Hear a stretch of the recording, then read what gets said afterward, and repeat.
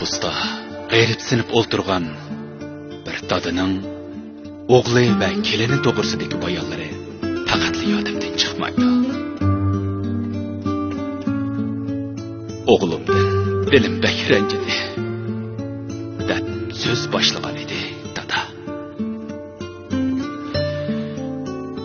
Ayol ikkimiz o'g'limizni ming bir jafoda o'qitib aran xizmatga chiqqandik. Qarzilib yurib to'yini qildik. Bununla qilchim o'kinishim yo'q.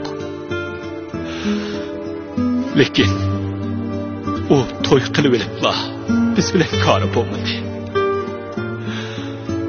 Hammamiz bir ho'ylada o'ltirsaqmi, ayol ikkisini ishqi berib kelgan chog'larda uchirdik. Dastlabda onasi bor bo'lg'achqa ancha g'ayribsinib ketmagan edi. Lekin 2 yil ilgari onasi tugab ketib, bakmi yolg'izlik tatib qolyapti. O'g'limdan zinhor pul mol tama qilmayman. Bir ho'ylada bo'lgandan keyin og'zining uchida bo'lsa-mu, yaxshi turyotamsan dada deb qo'ysa. Ancha-muncha holmon qilishib basa deyman.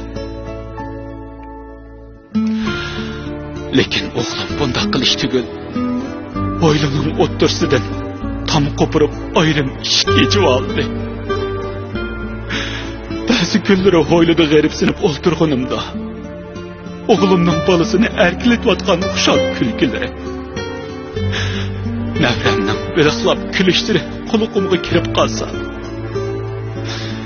mening o'g'limni erkilatgan jafosi rahat bilingan o'sha chog'larim yodimga yetib azobdan o'rtanib ketdiman. Meni o'g'lim bunchalik hurmatlamagan yerda kelinim qanchalik hurmatlaydi deysiz. 2 kun ilgari kelinimdan hech kimdan anglamagan til ohanatni anglab azoblanib bir kun yig'ladim. O'g'limning ishdan tezroq kelib bana teselli berishini, dada ko'nglimga amma onunga men o'zim tarbiya beray deyishini kutib bir kunni ara kesh qildi.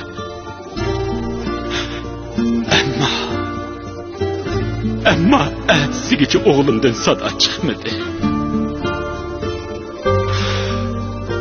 Bir kuni saharda eshik oldida o'ltirsam, o'g'lim navramni ko'tarib eshikdan chiqib keldi. Navramni seg'ing'ashqa o'g'limni qayta chaqirsam, u parvomi qilmay navramning menga talmirib turgan ko'zlarini mendan majbur qochirib sirtqa mangdi.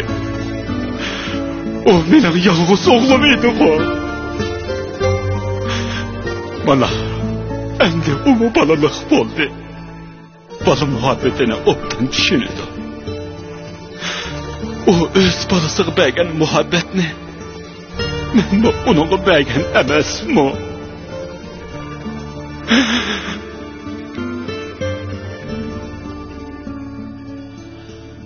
Mana bu dadaning farzandiga bag'ish etgan tangdoshsiz muhabbatining yuksak pallada namoyon qilinishidir.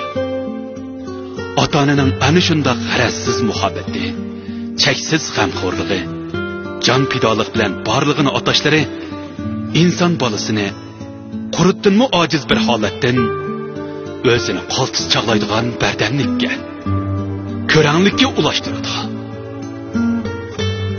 Şuna biz ota-onalarimizning ko'zidan yosh oqizmayli. Ularning hayot chig'ida xizmatini ko'proq qilib olayli. Onalarimiz, dadalarimiz yolg'iz qolmasin, yig'lab qolmasin.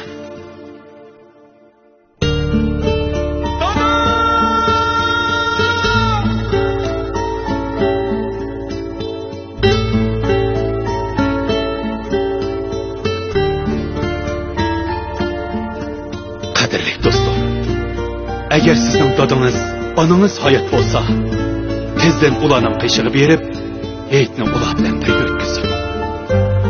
Eğer siz yirakta bolsanız, yoki xizmat oldirishlik sabab bo'lsa, darhol qo'lingizga telefon ilib, ularning qurbon hayitini tabriklab qo'ying.